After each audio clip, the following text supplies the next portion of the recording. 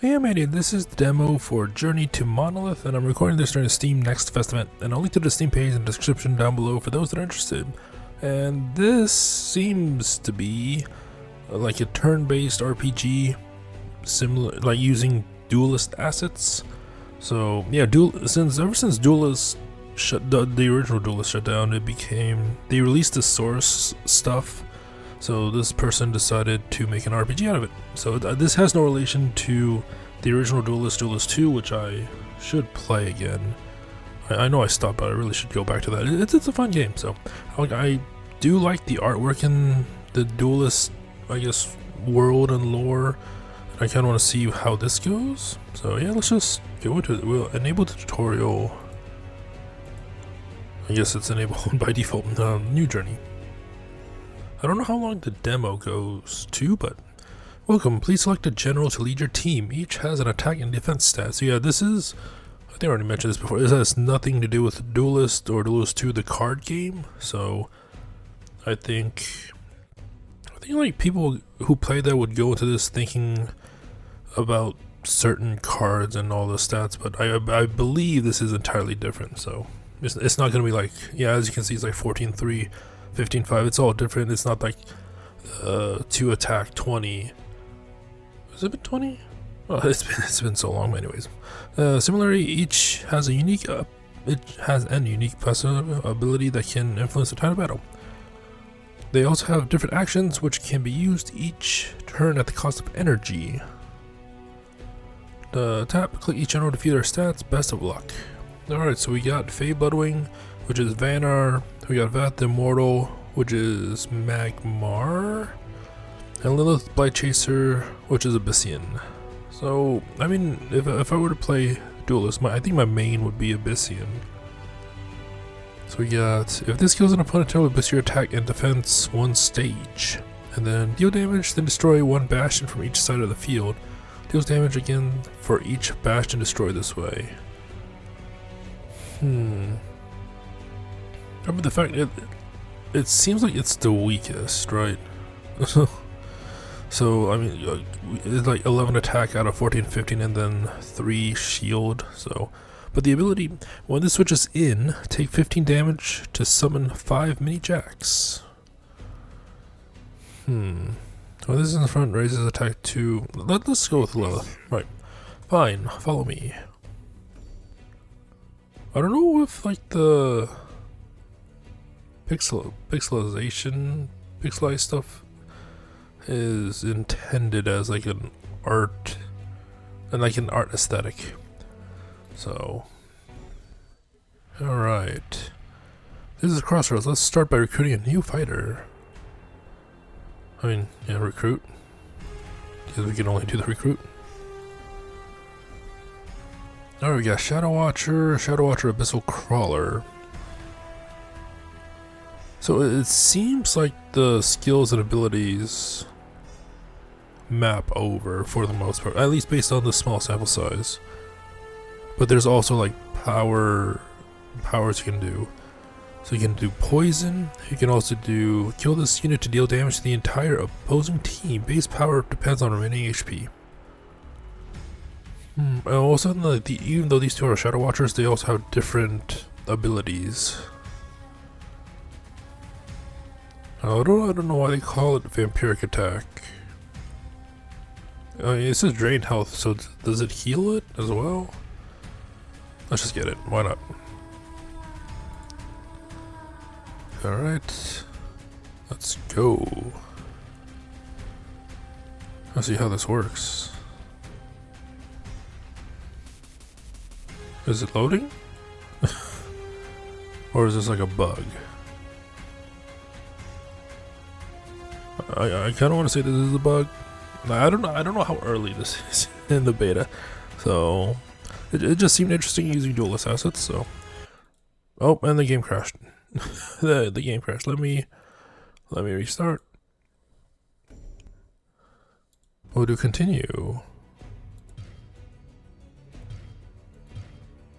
I guess I was supposed to click on basic fight first. Yeah, I think I was supposed to click on basic fight first. Oh, what? I didn't know that. Defeat the enemy team by attacking with your fighters. If on the left are your advanced actions, they usually require energy to use but have more powerful effects. On the right are your basic actions. A basic attack that I know in Duelyst 2 they rechanged the generals' avatars, so it's kind of weird seeing the old ones. But anyways, a basic attack that costs no energy and a recharge move to gather more energy for your next attack. Okay, select an ally to view its stats to switch out, but be strategic. Switching uses the action for the turn. Now choose an action and lead us to victory. Alright. Oh, we have 109 health. Let's see.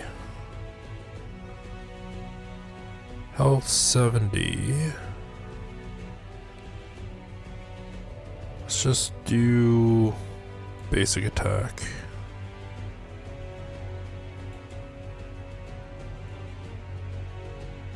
Oh, shadow creep. Alright. Reaper.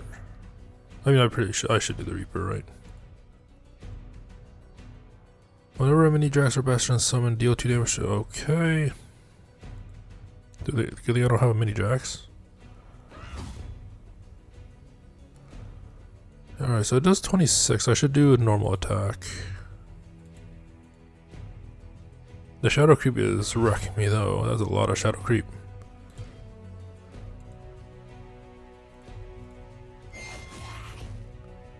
Lock the poison status with armor. Okay. So our attack's up. Terribly stat changes remain until the affected unit switches out. Okay. Let's see. I guess we'll do this again. I mean, it seems pretty straightforward so far. It just throws me off a little bit just because I'm used to like the card grid game. So yeah, it's just throwing me off a little bit, but it seems fine. A little rough on the edges, I want to say, but like for the most part, it seems fine. We got gold. So we got 21 gold. We can leave the region and find difficult units to recruit and spells to learn, or we can stay here and continue to build our team for this region. So you can just like farm. You can farm maybe? Can we recruit anyone? No, we can't.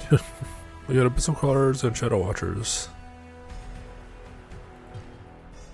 Let's leave the region. Why not? Enjoy the game, explore the rest of the map. Okay, so I guess...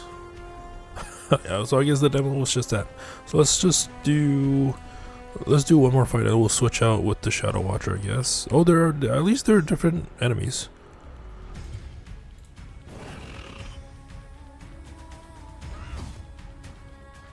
Alright. Like, in what situation would you... Like, I know I did the basic attack in the first move, but in what situation would you do it, right? Because you have over 40 energy. Kind of wish it'll tell you, right? But oh, I mean, I guess it tells me right here. So it's just,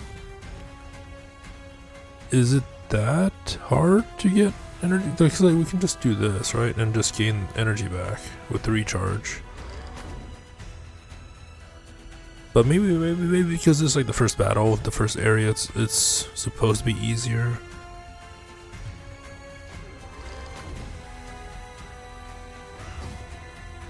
Like, it's functional. Let's switch out. Use a Shadow Watcher. Folks, they should like this deals. I mean, it does take 40 energy though. Let's do that. Oh, that's a lot of damage. That's also a lot of damage. So yeah, this gains 2 attack, 25. It seems. I don't know. Like for it sounds like a lot, but it doesn't look like a lot. Let's do Vampiric Attack. Does it actually heal? Okay, so it does heal. Alright, 9 turns, 185 damage, total heal 58. Okay. I don't. I guess. Oh, I guess there's still faction levels. Interesting. So we got 43. We can buy stuff. Shadow keep the damages. Kinda wish the shadow creep was how like the game is. Like I think it's like the game is like the more you have, the more damage you do. But let's see. We can do a vessel crawler, why not? Let's do one more fight. One more fight. I really thought there would be more than just one region, but I mean, this probably is like early on in the development, so it is what it is. Let's try Destructive Revelry, see how much that does. I mean, that does some amount.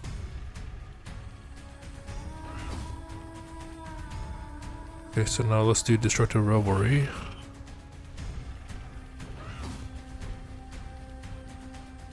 Okay. Yes, no one has a Bastion. Let's switch.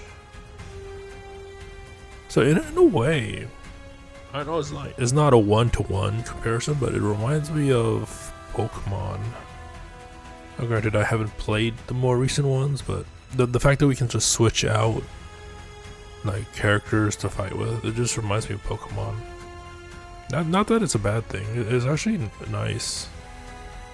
Let's do Shadow Creep. Alright. Does extra damage to the poison opponent in front. Okay, let's just do Shadow Creep. I don't think it's doing anything. Oh, I'm dumb. I'm dumb. I should read. It says create a shadow creep on the ground that damages enemies. So maybe because it's flying. Oh no, yeah, I'm dumb.